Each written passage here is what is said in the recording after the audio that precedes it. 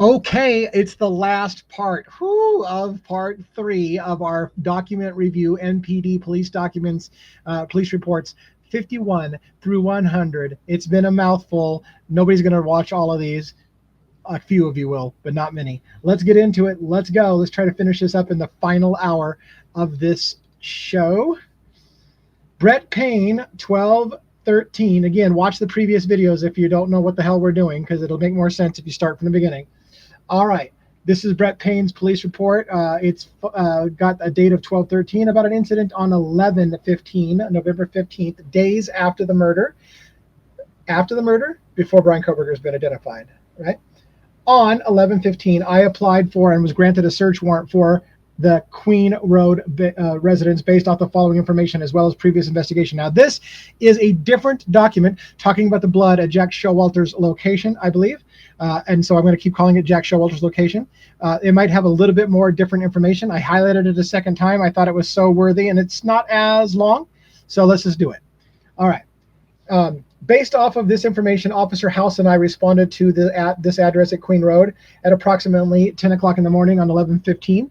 We walked on the common walkway in front of the door to Showalter's apartment. I'm just going to say that's Showalter, and observed the exterior of the door. The area around the door had numerous spots of dried fluid, which appeared to be rust drops of the metal roof above the apartment's door. These drops were mainly on the wall next to the door frame, not on the frame itself. I observed what appeared to be a different fluid spot on the door, approximately 8 inches up from the bottom of the door under the door knob. I also noticed the deadbolt plating was clean, polished silver, and had no dirt on it. I walked away from the door in order to conduct the interview on the possible witness, Officer House, and several members of the ISP forensics unit, to include Detective Hugo Powell, and walked back to the Queen Road residence. Now, I met back up with Officer House and Detective Powell, and a short time later, they told me that they believed the spot of the dried fluid on the door displayed similar characteristics of that of dried blood. Namely, Detective Powell stated that the spot displayed a crackling texture common when blood dries on a surface. The spot also displayed a similar drop pattern to the blood spots found in the banister wall on the wall of the stairwell and the ground floor, which I observed inside 1122 King Road residence. It sounds exactly like the other one, but I think it's slightly different, and I'm not going to hit hard how much that's important. You need to watch the previous video, number 2, to see how important all of that shit is. Officer House told me that he looked at several other doorknobs and deadbolt plates on the doors in the same apartment complex, all of which had a fine layer of dust. Officer House also confirmed that Showalter's door did not have the same layer of dust, as though it had been cleaned off.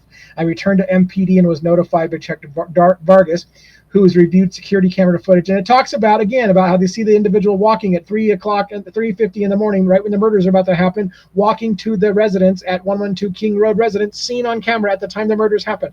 I don't need to cover it again. I don't know that anything about this has been different. It is a different report, but it feels exactly the same. Based on the information above, MPD and ISP officers served a search warrant on the exterior of the front door, and access to the residence per this search warrant was granted only if the presumptive test for blood was found on the exterior door. Nothing was found during the search, and the search warrant was returned.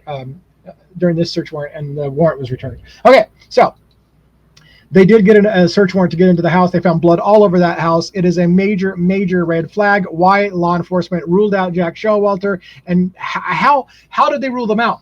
That's the key. Now, again, at the end of the day, MPD, I will eat crow, apologize, whatever I need to do if it turns out in the later documents you tell us exactly why all that blood could not have been the victim's blood from 1122 King Road residence. If it turns out that it was all animal blood because he just got hunting or something like that, and you're like, oh, it was all animal blood, we tested it, and it was proven to be animal blood, I'll be like, well, shit, that explains why blood all over the house and him walking to the King Road resident right before the murders has nothing to do with the murders. It's just a weird ass coincidence. I'll buy that maybe if you tell me that that's what you guys found. I don't think it's going to happen. Spoiler alert, I don't think that's what's going to happen, but that's just me. Now, Danny Vargas, 12/14/2022. A phone interview with somebody named RRJQ and QC on 11/15.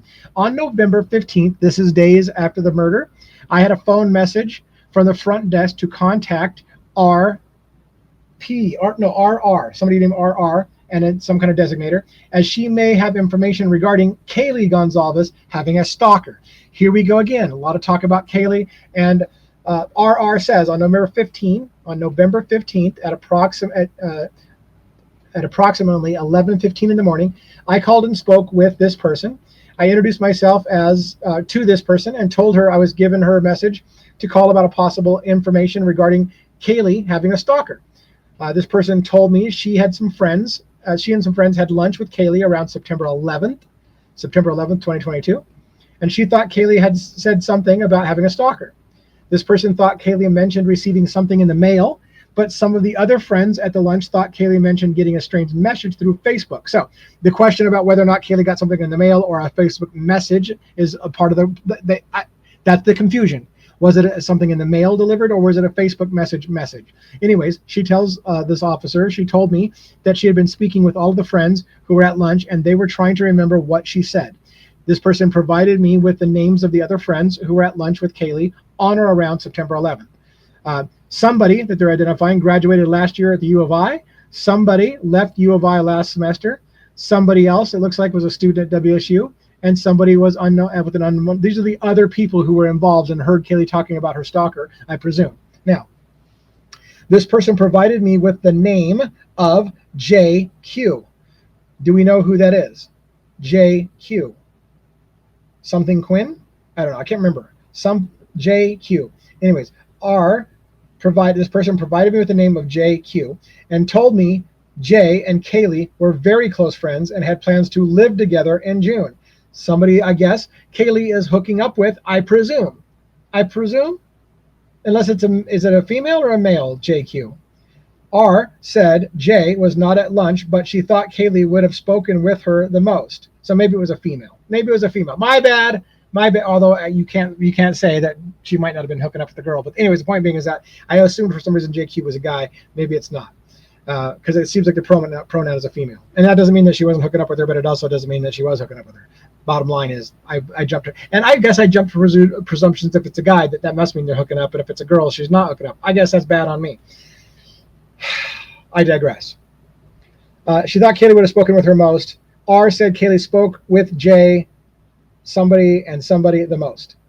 I think these are her littles, by the way. We're going to find out the people that I think we're going to find out is these individuals were Kaylee's littles, meaning sorority sisters that she was watching after.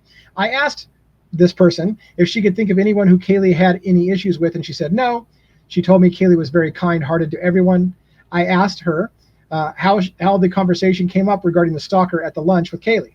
She said Kaylee would always talk about things in a lighthearted manner, and said one time she was speaking about childhood trauma in a joking manner, and they did not think much of it. She said she thought the stalker topic got brought up at some point during the lunch conversation, but she could not remember how specifically. I thanked this girl, that was talking to me, he says, for the information, and told her to contact me if she remembered anything else. Now, on November 15th, he's talking to JQ, one of these other people. I think maybe this is a female, and it could be one of the littles. On November 15, 2022, at approximately 14:30 hours, I called and spoke with JQ. Jay told me so it is a female, and Kaylee had plans to move in together in June, and said she spoke with Kaylee often. I asked Jay about the topic of Kaylee, saying she had a stalker. Jay told me she remembered Kaylee mentioning something about a stalker, but could not remember any of the details. She said she last saw Kaylee the weekend of October 3rd when she came for a visit to attend U of I at a football game. So again, Kaylee had not been staying at the house for a while at the 1122 King residence, but she'd come into town from time to time. That was the last time she saw her. Jay said she also visited Kaylee around the weekend of June 14th, 2022, and did not think Kaylee mentioned having a stalker on either of those weekends. Jay thought the topic was brought up sometime during the previous school year in May. I asked Jay if Kaylee shared any information with her of having problems with anyone, and she said no. Jay told me that she did not know of anyone who did not like Kaylee or would have it out for her. I asked Jay if Kaylee mentioned having any potential love interest, or said that she was seeing anyone. Jay told me that when she last saw Kaylee on the weekend of October 3rd, Kaylee said she was not seeing anyone or sleeping with anyone. But again, the cops are very interested in Kaylee's sex life and who she's seeing and who she's sleeping with. Why? Why is she such the focus? I asked Jay what she knew about JD, Jack DeCour, Kaylee's ex-boyfriend. That's why they want to know who's sleeping with Kaylee Gonzalez, because Jack DeCour might have a problem with it. I'm just jumping to a conclusion. This is just commentary. I asked Jay what she knew about Jack DeCour, Kaylee's ex-boyfriend. Jay told me that Kaylee and Jack both loved each other and did not have any hard feelings against one another. Jay said Jay and Kaylee started dating Jack and Kaylee started dating when they were younger, and Kaylee broke up with Jack so she could grow up a bit and experience other things. And again, that's fine for Kaylee Gonzalez, but was Jack okay with it? That's fine. Kaylee wants to move on, see other guys, see several other guys, move in with another guy. Is Jack okay with that? She said, this friend thinks, yeah, they were okay with that. But we know Jack DeCour, from some report, was having mental health problems dealing with it and didn't handle it well in the beginning and may not have handled it well at the end. Who knows? It's just questions. It's just questions. Jay said at first, so there's two Jays, right? There's Jay that were being interviewed, and then there's Jack. So I'm going to say this is the person being interviewed. The person interviewed said at first the breakup was hard for Jack. Yes, but they remained friends. She said she did not know the other roommates that well who lived with Kaylee. She said that when she visited during the weekend of October 3rd, there was a bunch of people at Kaylee's house, but no one stood out.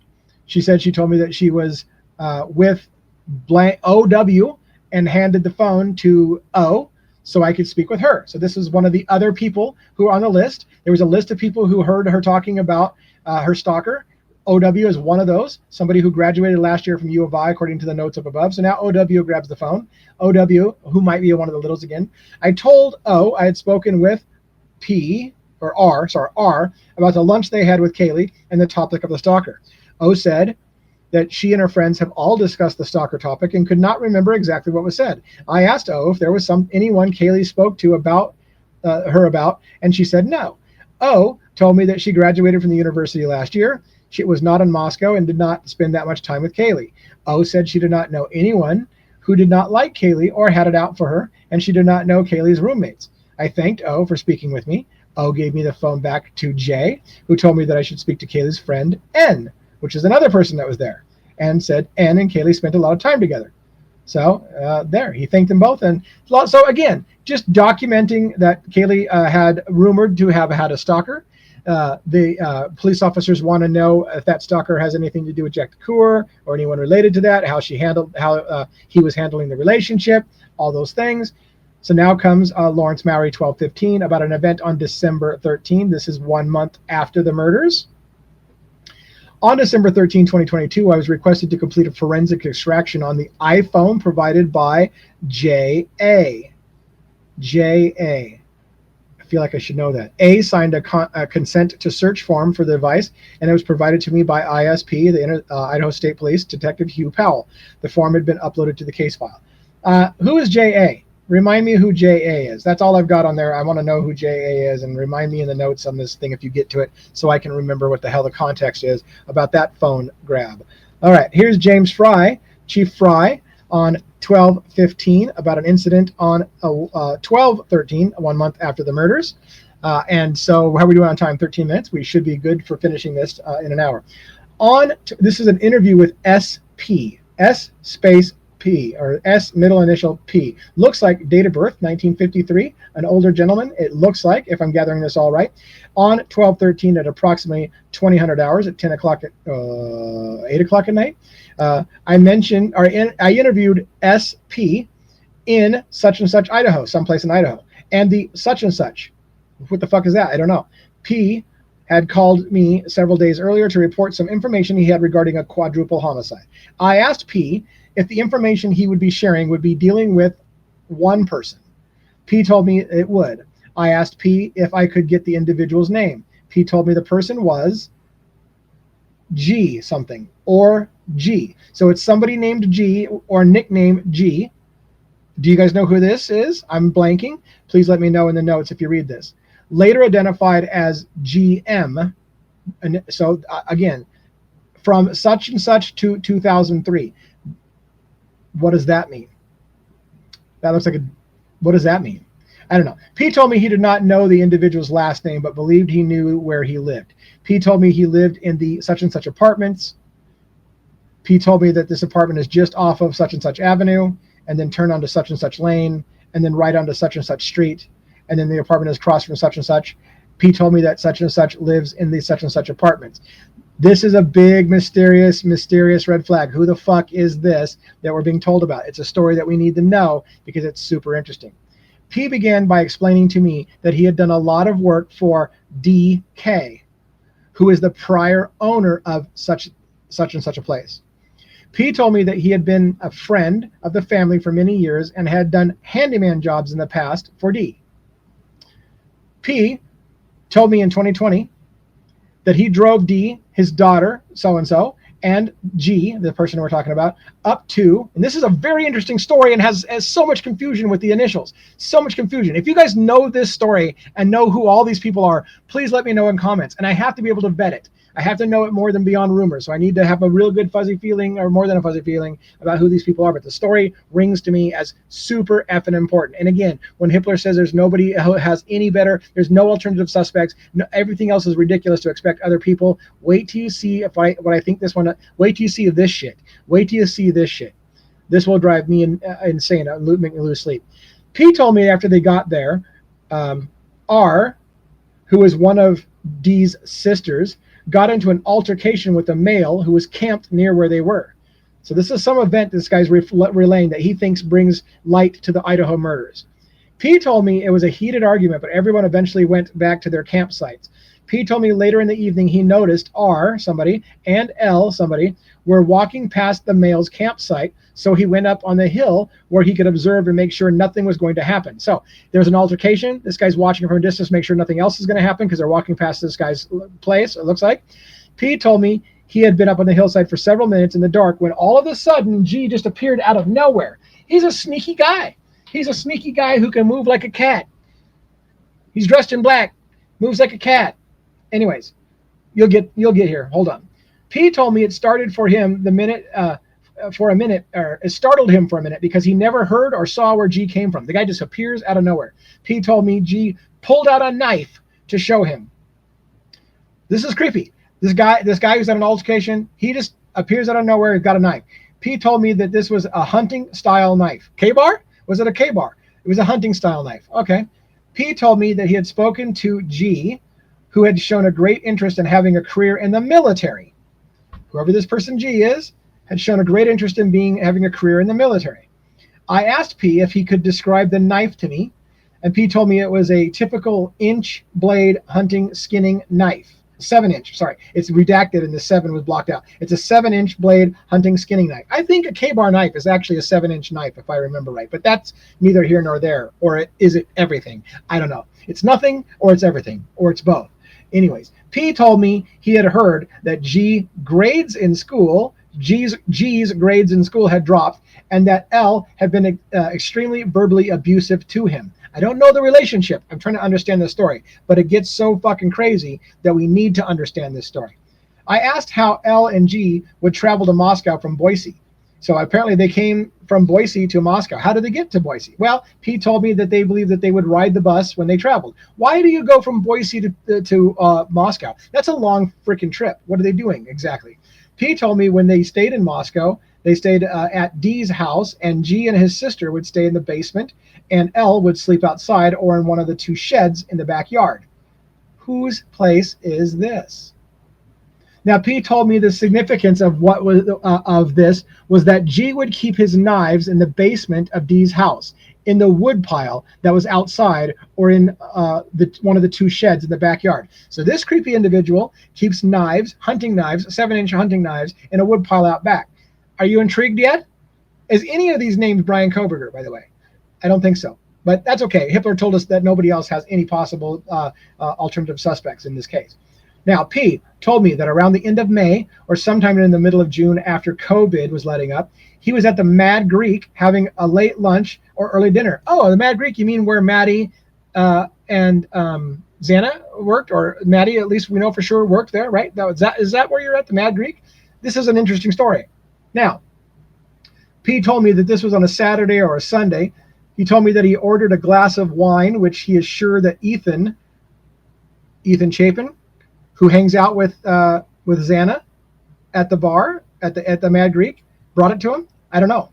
Anyways, he told me he's not sure if Ethan worked at the Mad Greek or was just helping out. Oh yeah, I mean the boyfriend who hangs out with his girlfriend Xana at the Mad Greek, May not have worked there, but he was just helping out. He just hangs out around his girlfriend. That makes sense. It does. I'm not being sarcastic. It makes sense. So here we go. Now, P told me a bit later that he noticed that G had come into the restaurant. This is that individual that we're highly wondering what the hell was this individual. It gets crazy. Listen to this. So he noticed that G had come into the restaurant with possibly D, who is G's cousin. P told me that Xana and Maddie had gone over to G's table, and Ethan later joined them. So they seem to know each other, this circle. They're joining them at the table. They know them, I think. P told me it appeared to be a heated conversation. Now we're getting to some nuts and bolts.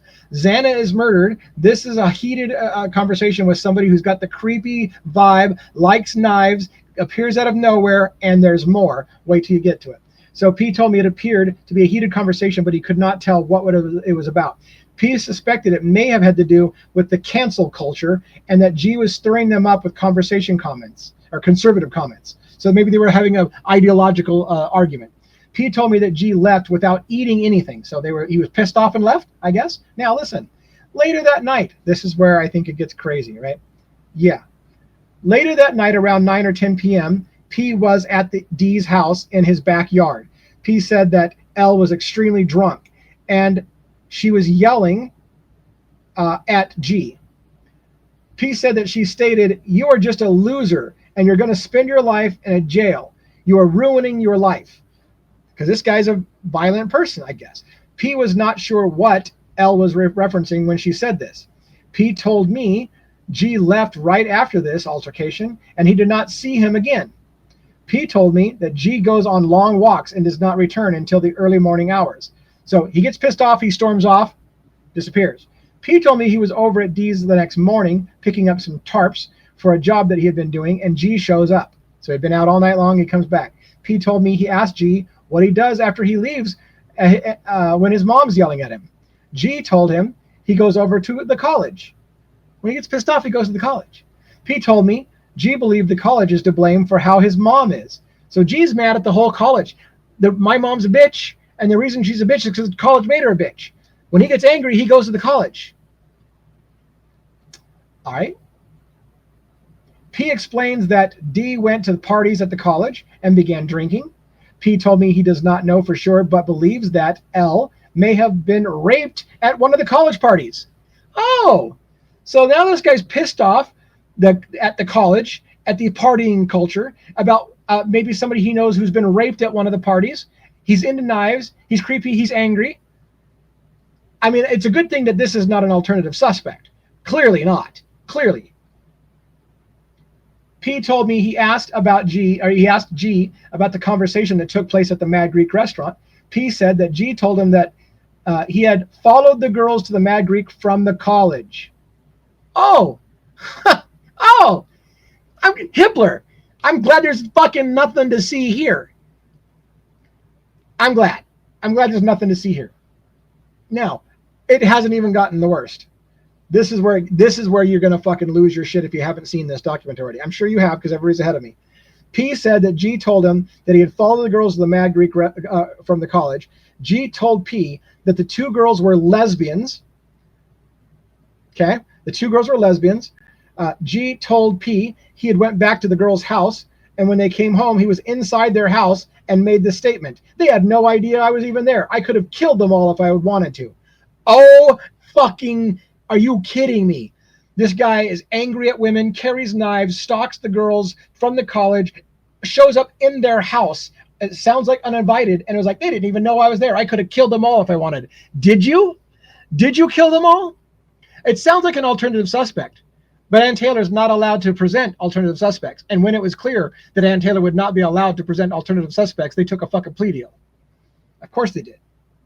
This case, please, Moscow Police Department, make me a believer.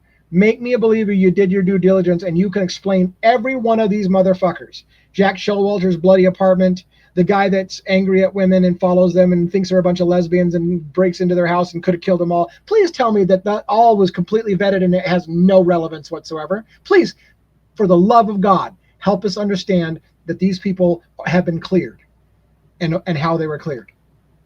P told me G went on and got a larger knife from out of the back shed and showed him. Why is it after he's talking about how I could have killed all the girls, he's showing off a knife? Yeah, I could have killed him with this fucking knife. That's what it sounds like to me. Holy shit. P told me every time he was around G and G's mom would explode on him, he always stayed very calm and would not react to her. Listen. If this man, whoever he is, or young man, whoever he is bullied by his mom, and then he feels an anger, a certain kind of anger, and he can't take it out on his mom because he loves it. I'm just painting a narrative, because you know what? If I told you this same story about Kohberger, you would fucking totally believe it. If you're a guilter, right? You would totally believe if I told you that. Oh yeah, Brian Kohberger was bullied by his mom. He hated women because he couldn't kill his mom because it's his mom. But when he would get angry at his mom, he would just go cut up some women, and you would go, yeah, that fucking makes sense. But if this guy does it, damn, that's a stretch, sir. That's a stretch. That is not an alternative suspect. You can't bring that up to a jury. They might find reasonable doubt, and that'll be for no fucking reason. Because that story makes no sense, that his anger towards his mom can't be taken out of his mom, so he takes it out of the lesbian college girls that he follows and breaks into their house. Are you kidding me? I can't write this shit up. This is Moscow Police Department's documents. Am I missing something? Fucking MPD, call me on the phone and explain to me and say, calm down, devil's advocates. Can you please correct what you said? That's not what that document said. Let's have a conversation. I will be polite to you. Call me on the phone, MPD, and tell me how I got this fucking shit wrong. Or explain to me what document's coming up. Or just wait, I'll get to it. But if I don't find it cleared by the 300 documents, I got some problems. So it would be great if you just say, clear the air. So I can tell everybody why they were absolutely cleared and it has nothing to do with this case. I would love to help you with that. Convince me without some illegal means to convince me. Lawrence Mowry on 12/19 about an event on December 1st, 2022. Or this is after the murders, before Brian Kohberger is identified. How are we doing on time? We're 26 minutes. I think we're going to make it. On December 1st, 2022, I applied and was granted a warrant for all information in Reddit's possession, consisting of information related to the crime of homicide on the Reddit account of Kaylee Gonzalez. What? With any of the following identifiers: Kaylee Gonzalez, mobile phone number of blank, email address of blank at yahoo.com, and or email address of blank at gmail.com between January 1st, 2021 and December 1st, 2022. Now, on its surface, this sounds crazy as shit. They're looking at Kaylee Gonzalez's Reddit history when she's talking or having anything to do with the crime of murder on Reddit. Now, before you jump out the fucking window and think, what the hell does that mean? Is Kaylee murdering somebody? Kaylee was into true crime. Kaylee was obsessed with true crime. Hey, true crime's a really cool niche to be in. Follow channels that follows true crime. Right now, jump onto the subscribe, notification bell, and all that shit if you're not following this channel, because true crime's pretty cool. Kaylee Gonzalez loved true crimes as well. Side tangent. Anyways, on December 1st, 2022, at approximately 14:09 hours, the warrant was served via email to such and such Reddit account. So again, they're looking at why so much interest in Kaylee Gonzalez? Because I believe law enforcement believe Kaylee Gonzalez was the target of that house. That's why they're digging into everything about Kaylee, who she was sleeping with, what kind of problems she was having, what men she was seeing, what she was doing on social media, what she was talking about on Reddit about murder, what is with Kaylee Gonzalez, and an obsession beyond everybody else. Why? Because Kaylee's wounds, I think, were better and different, not better, different, more significant. That's what I meant by better, more significant than the others, indicating to them it was a crime of passion. That's what they said. It was a targeted crime of passion against somebody in the house. Kaylee Gonzalez, I believe. I'm still sticking with that as my gut. Detective Mowry, or Lawrence Mowry, on 12/19. On December 5th, 2022, I applied and was granted a warrant for data related to the email address of such and such at Gmail. That's probably Kaylee's email as well, but I'm not sure. Look at that. We just went through that really fast. We've got a few documents, and I got a half hour to do it in. Can we make it? I think so, because we've gotten past the biggest documents, and I never stop talking, do I? Whoa, whoa, whoa, whoa. All right, here we go. Lawrence Mowry, 12/20/2022. I'm getting a little punch drunk. That's why I'm making weird noises. It's like 1 o'clock in the morning, and I'm a little tired. On December 1st, 2022, I applied and was granted a warrant for all information in Reddit's possession, consisting of information related to the crime of homicide on the Reddit account of Kaylee Gonzalez, with any of the following identifiers. This is very much like the other one. In reviewing the data I found, the account was registered on November 18th, 2022. Okay, so let's go back. On December 19th, I received an email from Reddit containing the data requested. Okay. In reviewing the data, I found the account was registered on November 18th, 2022. There was one message post located, which was posted on January 22nd under the subreddit, and we don't get to know what the subreddit was, with the following text. Any idea what could cause this type of acne? Never struggled with acne before. I started developing these types of bumps on my jawline, chin, and down my neck. The rest of my face is clear. I'm on a non-hormonal birth control copper IUD, and I tried everything to get rid of it, and nothing helps. The only other message I located appeared to be an automated message from Reddit on December 11th, which the subject line was, your 2021 Reddit recap is here. So if this is Kaylee posting, what does it tell us? One, she's posting to a murder forum. She likes true crime, and she has an IUD for birth control. Does that matter? No, but it's an interesting detail. Well, actually, it might matter if there's a sexual element to the crime, but Bill Thompson told us for 100% clear, there is no sexual element to this crime. So, and again, we're just going to leave it at that. All right. Lawrence Mallory, 12/20/2022, about an event on November 26. Again, after the murders, but before Brian Koberger is identified. On November 26, 2022, I applied and was granted a warrant for any data associated with knife sales of the following items. They're looking for a K-bar full-size U.S. Marine knife or a leather sheath. On November 26, at approximately 15:32 hours, the warrant was served via FedEx forensics account for MD, with the Federal Bureau of Investigation assisted with the product and service of the warrants. No big deal. They're looking for anybody and everybody who bought K-bar knives anywhere around. Now, when they focus on Brian Koberger, they look at Brian Koberger's history until they find a K-bar knife, and that became the clincher for pretty much all of America. All right, Lawrence Mallory. On December 22, 2022, I was tasked with reinstalling the exterior camera known as the light bulb camera. Now, this is just an interesting event. It has no super relevance, but I'm going to read it anyways because I highlighted it and we have time. So I was tasked with reinstalling the exterior camera known as the light bulb camera at such and such King Road to capture some comparison video and audio. I contacted one of the tenants, such and such a person, who gave me permission to access her residence and conduct the recording.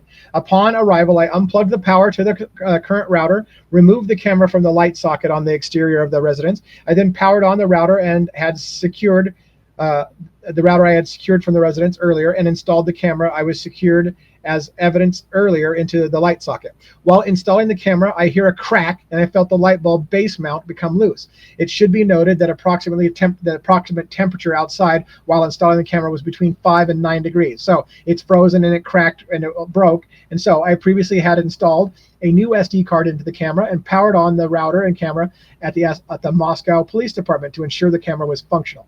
I then was able to monitor the camera using Home Eye Pro app on my phone. Corporal Brett Payne was able to drive a white-colored vehicle into the view of the camera. Sergeant Dustin Blaker parked a vehicle near the residence and closed the doors and trunk on the vehicle for audio comparisons. What they're trying to do is they're trying to recreate or reenact whether or not that camera can pick up the sound of car doors and trunk being opened and closed, presuming that the killer arrived in a car and got into his trunk to change clothes or something like that. They're trying to get, can that get picked up on the camera? I find it interesting. I just thought we'd mention it. A K-9 unit from Lewis County Sheriff's Office was utilized to capture barking audio for comparison from the residents. So they're saying the things that we saw on camera, can we recreate? Can we create these sounds? Can we recreate a barking dog, maybe from 112 King, and pick it up on this camera?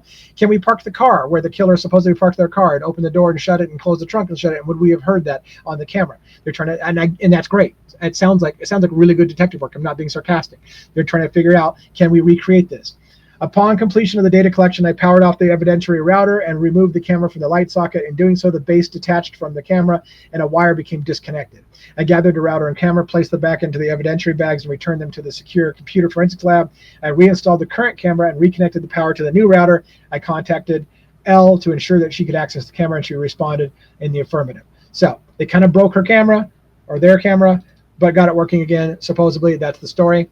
And that's fine. I'm not saying that's not the story. Okay, we're kind of a little behind. Let's pick this up. We're talking about Dustin Blaker. I just want to do these in 3 parts if I can. It's already long enough for you, and I talk non-stop. On November 13th, 2022, November 13th is the day of the murders at around 13:47 hours. This is in the 1 o'clock in the afternoon. This is shortly after people started to arrive. I interviewed BF, that would be Bethany Funk, at the Moscow Police Department. Now, this is the 2 big moments about Bethany Funk's testimony. I'm going to go ahead and call it. BF is Bethany Funk. I interviewed Bethany Funk at the police department in regards to the death of 4 of her roommates. Bethany is a resident of 1122 King Road, or 1122 King Road. Funk was home sleeping in her room located on the basement floor of the resident. Bethany has an iPhone 11 Pro cell phone with the passcode, and it gave it there. Bethany went to the blank party, so she was at a party that night at around 8:30 at night, it looks like, with Ethan Chapin and Xana Kernodle. They hung out in the apartment for a while together, and then Bethany went up to the main part of the fraternity to hang out at the party. Maddie and Kaylee went to the corner club together, not sure when they left. Bethany did not see Ethan and Xana at the party and left to go to KF residence. KF's residence at such and such Taylor Avenue. Bethany, I believe, walked home at around 1-ish, I believe. And when she got back to the 1122 King Road residence, Dylan and M were at the residence, and they all watched a movie together. Maddie and Kaylee got to the house at around 1:45 or 2 o'clock in the morning. L, whoever was that it was, left the house, and D, which is Dylan, I believe, went to bed. Bethany hung out with Maddie and Kaylee for a while in Kaylee's room. So Bethany's hanging out with Maddie and Kaylee in Kaylee's room. The girls were found murdered in Maddie's room. So pay attention. They're all hanging out in Kaylee's room. Then somehow the 2 girls that are murdered end up in Maddie's room. The bed had the sheets pulled back. Remember who was in bed? I don't know. I'm trying to work this out. Bethany and Maddie took Murphy. So Bethany and Maddie took Murphy, the dog, Kaylee's dog, out to go to the bathroom between 2:30 in the morning and 3 o'clock in the morning. Bethany did not stay outside for very long as it was cold. Maddie then went to bed and watched a TV show to help her fall asleep. She was watching Baby Daddy. At around 4 o'clock in the morning to 4:20 in the morning, that's when the murders originally or allegedly happened, is sometime in that gap right there. At around 4 to 4:20 in the morning, Bethany heard what she thought was a firework and saw a spark on the ground from under her door. So I'm going to reinterpret this a little bit. She hears what could have been a gunshot and a flash of light from under her door. Or it could have been, as some people think, a flashbang if you believe that police were somehow involved. I don't think that's the most logical conclusion. I think a gun of some kind or something like that went off. That does lead to a lot of questions. If a gun was involved, why the hell haven't we heard of it? Oh, by the way, if a gun was involved and you wanted to make sure forensics teams never went in there and talked about a bullet hole in the wall, you just tear the house down and then you don't ever have to explain that shit. But that's just an FYI, and it probably has nothing to do with anything. Now, Bethany heard what she thought was a firework and a spark on the ground from under her door. Bethany then heard Murphy barking. So she hears this. This is right around when the murders are happening. Then Murphy starts barking. Dylan called Bethany and stated that she had seen someone in the house. So it's sometime around this whole event. Bethany told her she could come down to her room and sleep with her. Dylan went to Bethany's room and went to bed. Lies. That's lies. Lies. 100% lies. We know the girls did not go to bed. They were texting people. They were all over the place. They were not going to bed. That's lies. They woke up at around 11. That's lies. Absolute 100% lies. This is documented in the paperwork, people. It's not even a question. Those girls are lying. Bethany Funk is lying to the police officer. Then you tell me why. And then you tell me why she can fight being subpoenaed and come in with exculpatory evidence, and they won't let her testify. Why the fuck is this allowed? What is wrong with this trial? What is wrong with this case? What just happened? We'll never know. Unless somebody takes up this case again and reopens it somehow. I don't know how they're going to do it. They got to come up with something that's brand new. But you know what? All the Easter eggs are right here. They woke up at around 11 o'clock, which is bullshit, and they talked to their friends who came over and checked on Xana and Ethan and found them deceased. That part's half true. Bethany originally called 911 and stated her friend was passed out and would not wake up. That's kind of half true. Bethany talked about an incident with Kaylee, who stated about a month ago she saw an unknown male up above the house to the south who was staring at her when she took Murphy out to go potty. So somebody behind their house, maybe where that house was where that was complaining about noise complaints, is watching her from outside up behind their house in a previous event a month before. Now Bethany stated Kaylee broke up with her long-term boyfriend about 3 months ago. I think she's wrong about the date. I think it's 3 weeks ago, but she's saying she thinks it was 3 months ago because she was planning to move to Texas. So she broke up with Jack and she's moving to Texas, moving in with another guy, we find out. Bethany could not provide me with anything else at that time. All right. We know Bethany's lying. 100% we're lying. She did not go to sleep. We know she's not. But now she sees a flash and a gunshot. Is she lying about that? What can you believe about these girls' stories? I don't know. We can just ignore it and not have a trial. If we ignore it and don't have a trial, they never have to fucking explain themselves, and they can just play the victim. And I feel bad. I feel bad because a lot of you are going to say I'm the asshole for questioning their story. But I don't know. Why do they get to lie to police officers and I'm the asshole? Why do they get to lie? Do you know? There's no question Dylan and Bethany lied to police officers multiple times. There's zero question they lied to police officers. Why am I the asshole for pointing it out? Dustin Blaker, 12/28. This is December 28th, about an event that happened on November 16th. Second interview with Bethany Funk. Here we fucking go. All right. On November 16th at 2022, at around 11, so at November 16th, 2022, at around 11:55 hours, I met with Bethany Funk at her office, something office, at such and such location. Present during the interview beside me beside me and Bethany were her blank, her parents, T.V., and Matthew. When with the Nevada State Police Investigation Division. Oh, look at this. Bethany, in my opinion, did Bethany leave for Nevada this quick? She has been in Nevada and been fighting extradition. She's been fighting being subpoenaed back in this case. Did she leave Moscow, Idaho immediately after? It looks like it. This is November 16th. This is days after, and they've got her present during something, and it now is with Nevada State Police. Why? Because I think it seems like everyone has been protecting Bethany and making sure she doesn't explain what she saw. Why? Because she has exculpatory evidence. What is exculpatory evidence? It means that she saw something or heard something that night that would show that Brian Koberger didn't do what they said. And nobody in the prosecution or the judge in this case wanted that shit to come out in court. None of them.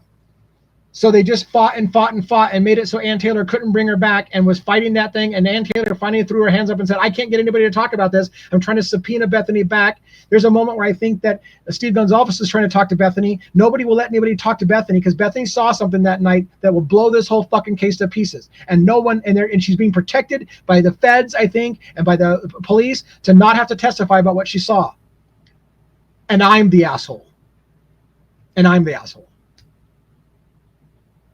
I asked Bethany who had the front door code. Bethany told me the following people had the door code. So this is a list of people who can access the house freely because they know the code. Up there is Hunter Johnson and Emily, his girlfriend. So we know they have. I'm looking for JD. I don't see Jack DeCour on the list as having the code. And I bet you maybe they would have changed it. Dylan Mortensen was on the list. I don't know. Yeah. So Dylan Mortensen's redacted because she's a survivor. Bethany Funk, Dylan Mortensen, the top two names. There's the survivors unredacted. JM, CC, LM, boyfriends, whatever, Hunter Johnson, Emily, all have door codes to that house. Bethany stated the above named people were the only ones who knew the code to the door and stated the code for the front door was the same code from the year before. I asked Bethany what the code was, and she stated it was, and she gave them the code. Bethany stated Maddie was the only roommate who lived in the residence the year before. Bethany stated Maddie was the only roommate who had lived in the residence the year before. Everybody else is new, I guess, there. Bethany stated her, Dylan, and Kaylee moved in around August 3rd of 2022. Bethany stated Ethan had his own apartment, but she was not sure where it was located. Bethany stated Maddie kept her same room from the year before. Maddie's room was located on the third floor on the east side of the residence next to the bathroom.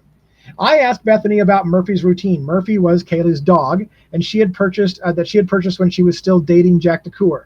Bethany stated Kaylee would primarily take Murphy out. So Bethany stated Kaylee would primarily take Murphy out, but Maddie would also help.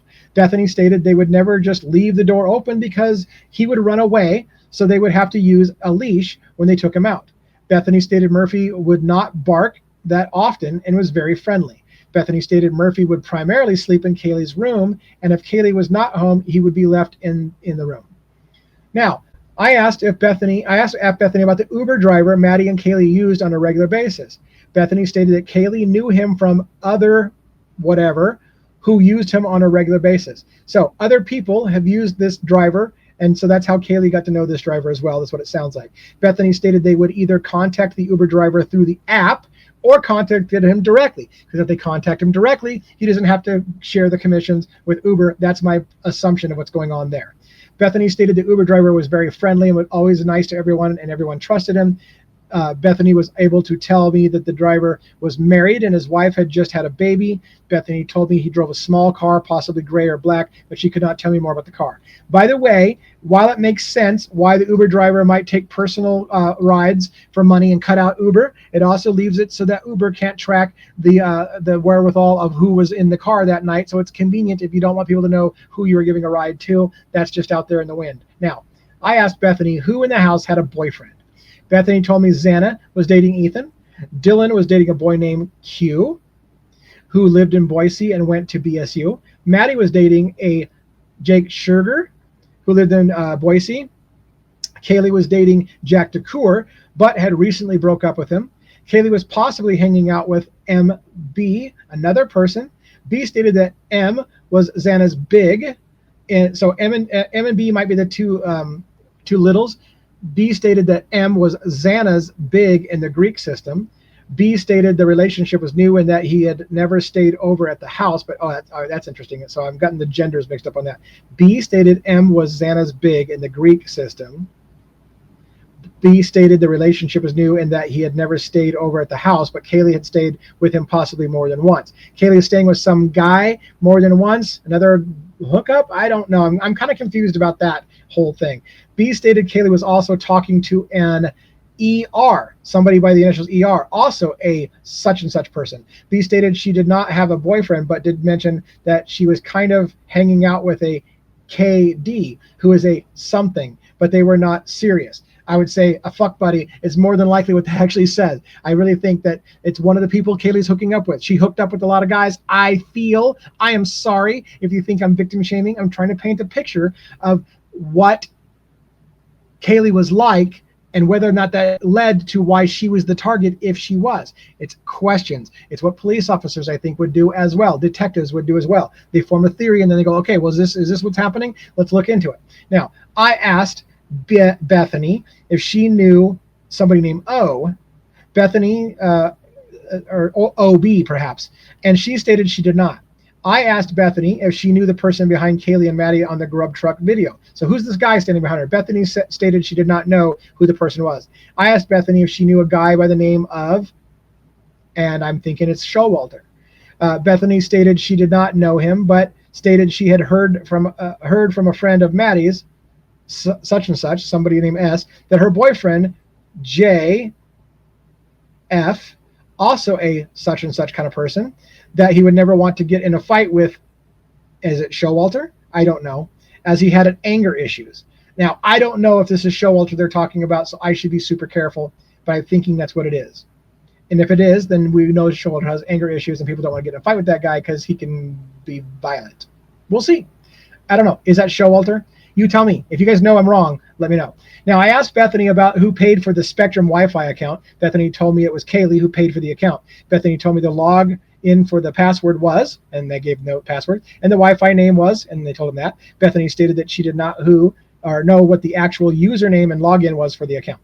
I asked Bethany if she knew anyone who had gotten asked to leave any of the parties or thrown out of the house. Bethany stated 2 guys from the such and such house, JH, that would probably be I don't know. And another guy, I thought I knew for a second. And another guy, only she knew was R, got in a fight and were told to leave. Bethany stated this fight occurred around a month before the incident at the house. So somebody had gotten in the fight at the house and gotten thrown out of the house. Does it have anything to do with the murders? We don't know. Sorry, I'm trying to crawl out of my chair there. Anyways, I asked Bethany about AC. That, I believe, would be Ashlyn Couch, one of the previous people who signed the lease and used to live there. Bethany said Ashlyn, I believe, used to live at the house but moved out. I asked Bethany who used the bedroom on the west side of the first floor. That would be Ashlyn's old house, I think, our old room. Bethany stated Kaylee and Maddie used the room as an office. Bethany stated that Kaylee would use it for her work and had a computer in it. So it looks like Ashlyn's old room became kind of an office for Kaylee. Interesting to know. Now, I asked Bethany if any of the girls who lived in the house had jobs. Bethany told me Maddie and Xana both worked for Mad Greek on Main Street. Bethany told me Kaylee worked for an online company and worked from home. I believe I now know the name of that company. And I think it's in one of the documents that comes up. That's why I know it. So it's not like mysterious work. I read it in a document. Now, Bethany did not know who the company was, but I think we found out later. Bethany told me Maddie also worked for an online company, but it was not in the same company. Bethany said the company Maddie worked for was out of Boise, and during the summer, she had worked for them in the office in Boise. Now, I asked Bethany about the drug use in the house and who used. Bethany told me Ethan and Xana both took Adderall when they drank alcohol. Bethany told me that she saw Ethan and Xana both use Adderall the night before the murders. Bethany told me she saw Ethan take a pill, and she saw Xana crush up a pill and snort it using a rolled up bill in her room. Bethany also said she thought Kaylee also used Adderall, but was not sure. Now, this is where people have said, when I said fentanyl-laced cocaine, and fentanyl, when it's manufactured to look like oxycodone, is a blue pill. So if fentanyl is a blue pill mixed with cocaine, it would have a bluish powder. They found a rolled up $2 bill. They found bluish powder, which they believed were drugs. It could have been Adderall, or it could have been fentanyl-laced cocaine. Several different things. Who knows? We do know that Xana and Ethan like to do cocaine based on friends who said, yeah, they like to do cocaine a lot. So these are not me making speculations. These are me reading police documents. Now, I asked Bethany if she has any other or has had any issues with any other people who live in and around them. She stated besides the 3 to 4 noise complaints that they had, there was nothing, or there were no other issues. Now I'm trying to rush. I got 10 minutes to try and finish this up and a few documents. Bethany told me Kaylee would look up who the registered sex offenders were that lived in the area. Bethany stated Kaylee had found a registered sex offender who lived close to them in the blue apartments on Queen. Kaylee stated it was an older man in his 30s to 40s. Bethany stated Kaylee was looking at the sex offender registry within a week or so before the murders. So, again, a possible lead. Did she find something with a sex offender? Did she confront somebody? Did she make somebody mad? I don't think so. But anyways, Bethany stated Kaylee was into crime shows. Bethany stated there was nothing that happened to prompt her to look up the sex offender registry. She just liked to do that kind of stuff. And I get it. I've known people who just like to look up sex offender registries when you move into a place to see who's around your neighborhood. Now, I asked Bethany about 2 other incidents where Kaylee had mentioned some weird things that had happened. Bethany told me about an incident at Winco where a male had followed her around the store. Oh, is that Brian Koberger? Fuck no, it isn't Brian Koberger. How do you know? Well, let's watch. So a man had followed her around a store, watched her check out, and when he followed her to her vehicle, Xana was waiting in the vehicle. Bethany stated Kaylee said the male was African American. That's not Koberger, and in his late 20s. That's also not Koberger. Bethany felt it happened sometime before Halloween, so mid to late October. Bethany stated Kaylee purchased a case of White Claws for Xana. So an individual was creepy with her at Winco. There's all kinds of records in the police reports that show that there was something to do with Winco. People thought Brian Koberger was stalking the girls at Winco. African American is not Brian Koberger's color, so that's not Brian Koberger. Let's get that shit straight right now. Now, Bethany and her roommates had found the door open on November 4th. So this is a time before when Bethany and her roommates found their front door open on November 4th at around, this is shortly before the murders, at 10:57, and they entered the house and grabbed golf clubs of the west floor bedroom. Bethany and the other roommates walked around the house with their golf clubs to check the house. Kaylee was not home for this incident, and she had gone home for the weekend. Wind was blowing and the screws on the hinges were loose, and Xana's dad fixed it before they left the weekend. So it may have been that the door just blew open because the door was loose, or they felt that they had an intruder before. She just wanted the police to know that there was something like that in their past. Kaylee had told everyone about an incident where she saw a male watching her when she had taken Murphy out the back to go to the bathroom. This is a previous event. Bethany could not remember when this happened, but she could provide she could not provide an actual day. Bethany stated that she had been at a chapter meeting at the time that Kaylee called them, asking them if they were going to be home soon. The following is a timeline of events of November 12th between this is basically the night of the murders, and it's long and it's windy, and we are going to be late. This is not going to get done in 3 unless I go long. I went long last time. Let's just fucking go. All right. Bethany stated she was the last one in the house to wake up, and when she got up, Ethan was in the house in the living room with and Kaylee, Dylan, Maddie, and Xana were all gone. All right. Bethany felt she got up sometime between 10 and 11 in the morning. This is the day before the murders / that night, right? Bethany stated that she checked her Find My Friends app and saw that they were at Taco Bell at the time. Once Kaylee, Dylan, Maddie, and Xana got back, they started getting ready for the day. Kaylee, Dylan, Maddie, and Bethany were in Kaylee's room, and they were getting ready for a party at the such and such Taylor Street, the Whites, as known as the Whites house. The house belonged to B, S, and K. The apartment is located on the second floor of the far east side of the apartment building. Bethany stated this was between 11 and 12 in the afternoon. This is the day before the murders. Bethany stated Kaylee left for the Whites before the rest of the group. Kaylee left by herself, I guess, early to the party house. Bethany stated she left around 2 p.m. with Maddie. Okay, not by herself. Dylan, Xana, Ethan, Hunter, Johnson, it looks like. Somebody else. Fuck it. I'm not going to even try to go down the rabbit hole. All right. So why did you say she left by herself? She left early and then the other people left, I guess. I don't know. It's confusing. Bethany stated she started drinking at around 11:30 to 12 in the afternoon when still at 1122 King Road residence. Bethany stated that she was drinking mimosas and high noons throughout the night. Bethany also stated she also played a drinking game called Rage Cage later in the night. Bethany felt she drank a 12-pack of high noons during the night, 2 mimosas in a standard wine glass. Bethany was unsure of what she had been drinking when she played Rage Cage. That's a lot of alcohol for a little girl, I'll tell you that much, but if you spread it out over all night long, maybe it's doable. Now, Bethany stated she was at the Whites up until around 15:48, so 3:48 in the afternoon, when she left with Xana. Maddie, Kaylee, and Dylan stayed at the Whites. Ethan had left before her and Xana. Bethany and Xana went to A and B's place. And I realize, by the way, a lot of this is just like, I'm never going to remember this. What's the fucking point? I don't know. It's just, this is a detailed account of what they were doing leading up to the murders, who they saw, where they went. If you're a sleuth out there, this is going to give you clues on what happened. But I don't know where Brian Koberger fits into it. But that's for you to figure out. And actually, no, we don't have to figure it out because we already know it's Brian Koberger where they told us so. So anyways, they made it.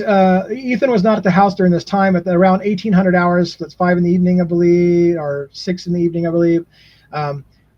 Bethany, Xana, Maddie, Kaylee, and Dylan all went to take a nap, and they were set alarms for basically 8 o'clock at night. So they take a nap in the afternoon, they wake back up, and they got up after their alarm goes off, I guess. So once they all wake up, they get ready to go to the Blanks for a house party. They're going out for the night to party before the murders.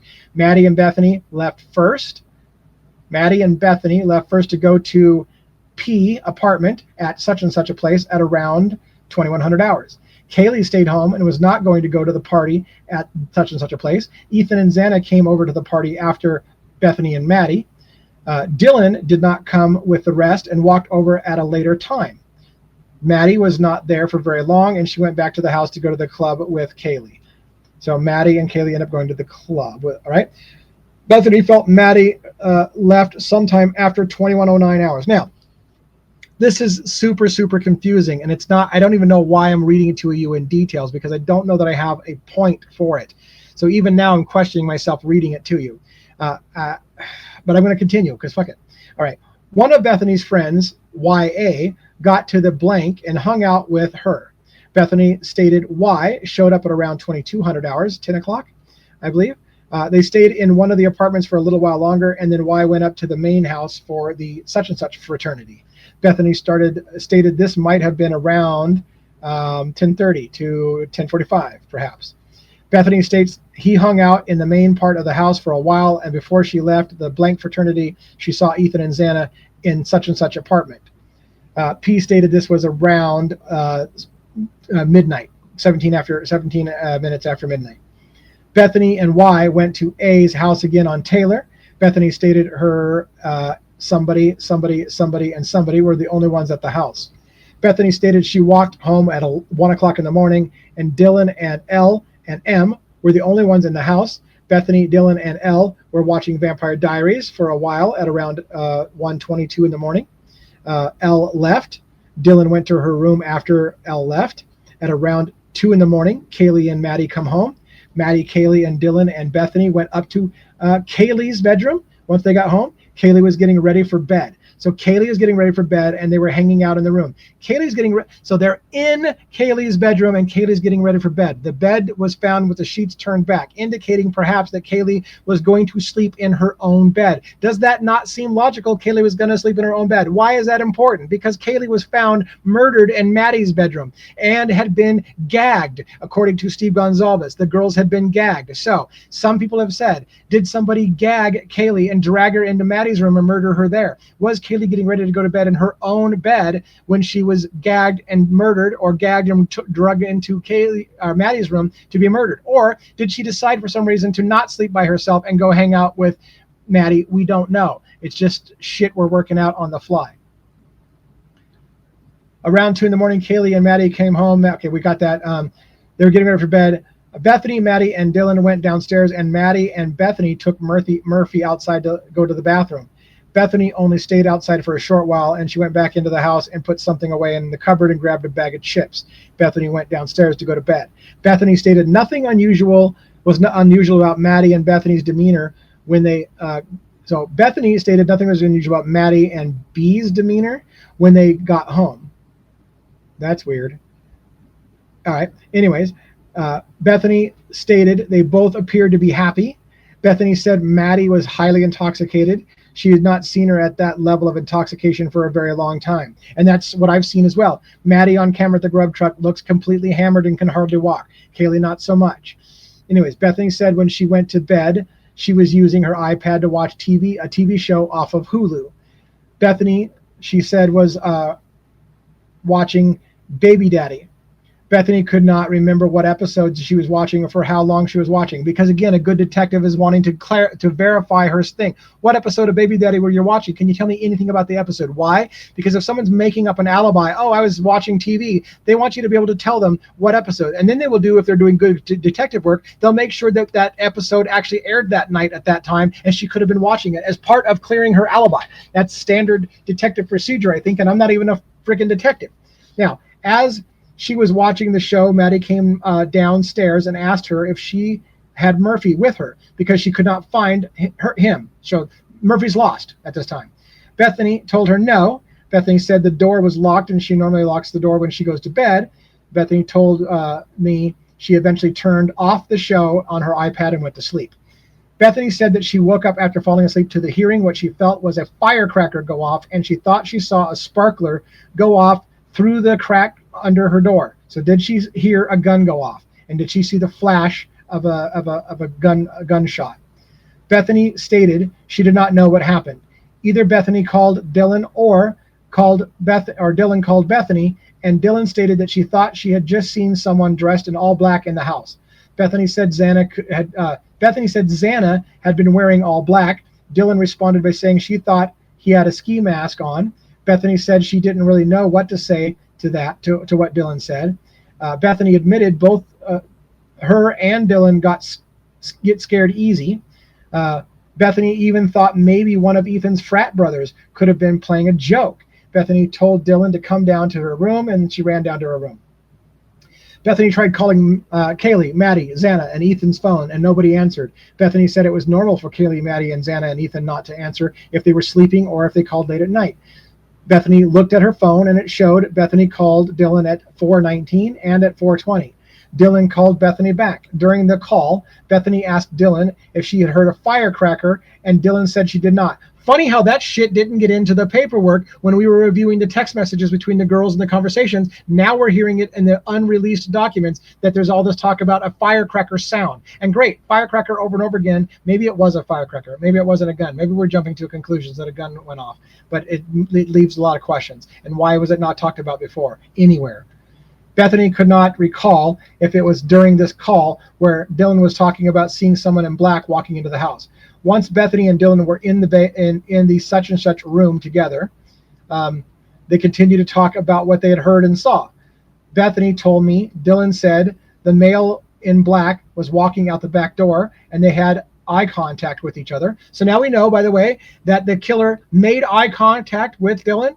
It wasn't just that he didn't see her, because someone wondered, hey, by the way, maybe the killer didn't see Dylan. Maybe that's the reason Dylan lived, right? Why did the killer kill so many people in the house, but then leaves witnesses alive? Oh, well, the answer to that is he didn't really see Dylan. Maybe he just didn't see her. She says they made eye contact. So it sounds like they saw each other. At least if you're going to make eye contact, usually you know whether they see you and you see them. That's eye contact. All right. Bethany said, Dylan said the male was white with a big nose. There you go. That's got to be Koberger because he's got a big nose. unless, of course, there's other people with big noses in the world, but that's probably not possible. And that he was possibly holding a small vacuum type object. That's one of the things that we still don't understand. She made a reference to something that he had at his waist that was jutting out and bulging and whatever. Bethany and Dylan did not call 911 at the time because Bethany, oh shit. Something just came to me about what the vacuum cleaner object could be. Somebody was talking about game bags. Could it have been a game bag with something in it? I don't know. Fuck it. My mind just went there on the fly. Disregard everything I just said. All right. Bethany and Dylan did not call 911 at the time because Bethany thought Dylan was imagining what she was talking about. Bethany stated both her and Dylan were still drunk and they were very groggy. Bethany told me prior to hearing the firecracker, she thought she heard Murphy bark. She also heard what she thought as a beer pong table moving and cups falling. The beer pong table was located in the living room, which is above their bedroom. Bethany stated she was not sure what the sequence of events were for sure, but she knows that she heard Murphy bark, the beer pong table, and then the firecracker first before they called to see if they'd heard the same thing. So there's some order of events taken out of context. We don't know. We're trying to finish this up. We're way behind schedule. All right, so Bethany told me when she went to bed, she remembers most of the lights being on in the house, being left on. Bethany told me after trying to contact other roommates, she fell back to sleep and then woke up about 7:30 and tried calling her dad. Now, this is the second. Remember, this is her second interview. The first interview, she said she fell asleep and didn't know anything until 11. Now, all of a sudden, she's admitting, and she has to on the second interview, that she was texting and shit because they probably confronted her with it. Hey, by the way, we know you're texting. Oh, yeah, let me give you a new statement. I was on my phone texting. At 7:30, I tried calling my dad about her tooth, it says. Bethany called her dad again at 8 o'clock in the morning, but there was no answer. Her house at 8:01 with no answer. And then she called her mom at 8:02. And he answered and asked to talk to her dad. Her dad called back at 8:09 and he talked to him and eventually took Advil for her tooth. Bethany then fell back to sleep. Sure. Bethany woke up at around 11 and noticed no one else in the house was up. Bethany stated she knew this because Xana's Snapchat location was not on and it should have been. Bethany and Dylan got scared because they should have been up. Bethany then called her friend, Jay, and told her that she and Dylan were scared and asked if she could come over and get them. Dylan then called Emily, I believe, and asked her to come over. Dylan and Bethany knew Emily was with Hunter, so they knew that he would come over with her. Hunter arrived at the house and came through the front door. Hunter went up the stairs first, and when she and Dylan went up the stairs, Hunter turned around and told Dylan and Bethany to get out of the house and to call for help. Bethany stated she could see Xana on the floor of the bedroom.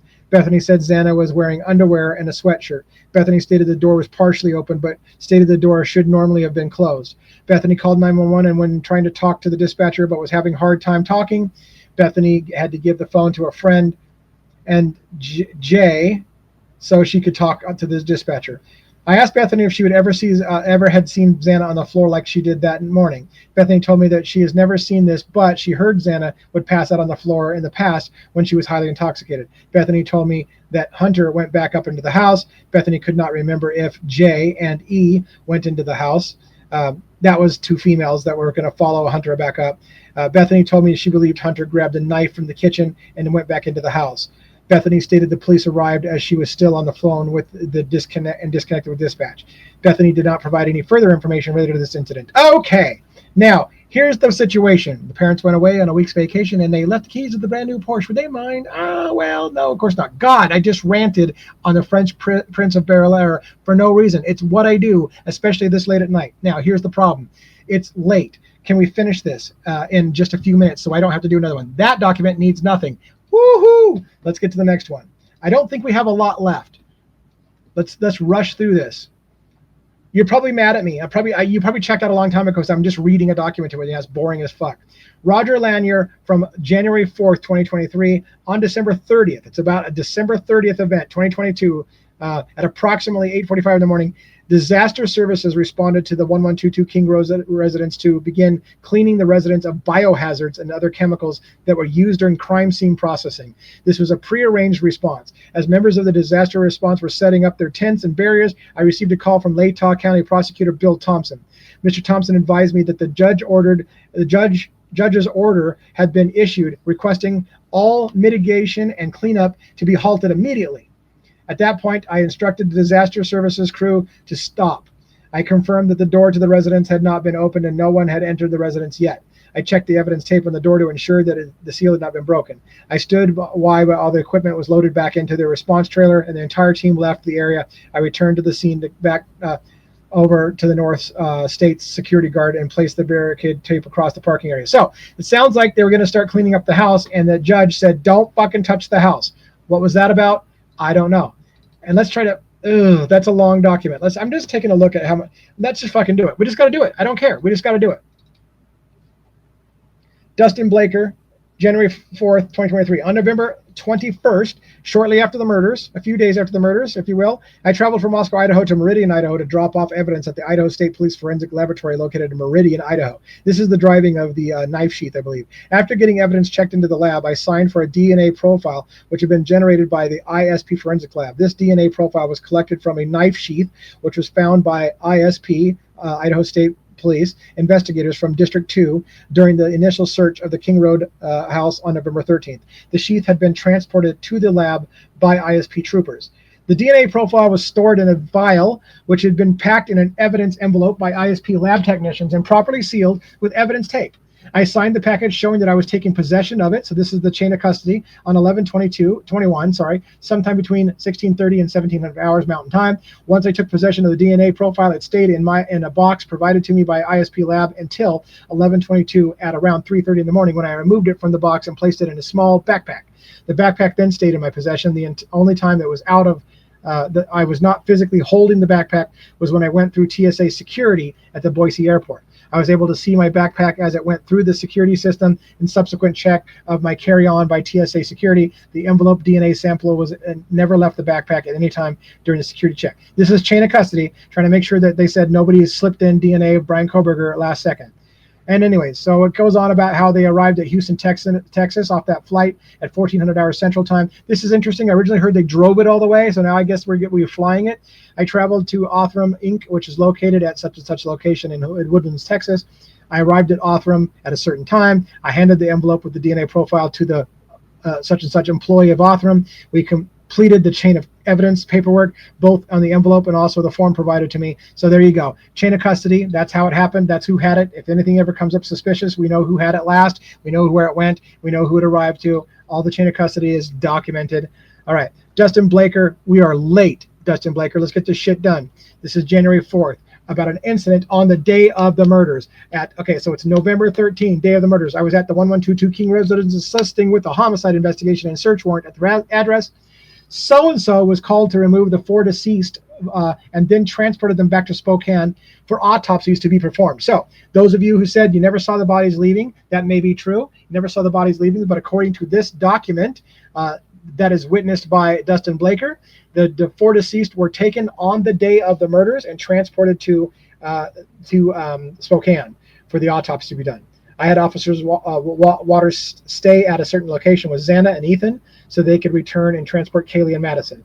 I followed so-and-so from the 112 King residence back to their facility, and they collected Kaylee and Madison, the bodies of. Anyways, once at this location, I watched somebody place name tags on the 4 deceased along with corresponding mobile numbers to help identify them. I then placed evidence tape on the body bags, sealing the bags up until they arrived at Spokane when the autopsies can be completed. I photographed the evidence tape and burned those photos onto a DVD and booked into evidence. Now again, are people going to ask for the crime scene photos of the bodies? I don't know. Can we handle that if they even let us see it? I don't know.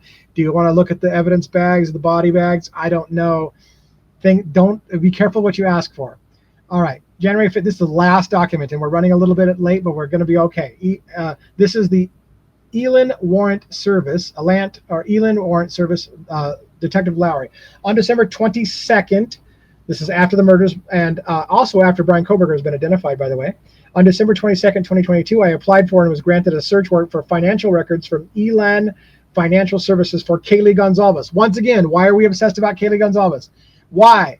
Why are we obsessed with Kaylee Gonzalez? A P1 FCU debit card was found with Gonzalez's name on it in her residence. The warrant was requested to see if any financial transactions could be located, showing evidence in her murder. They're looking for financial ties to her murder. Why?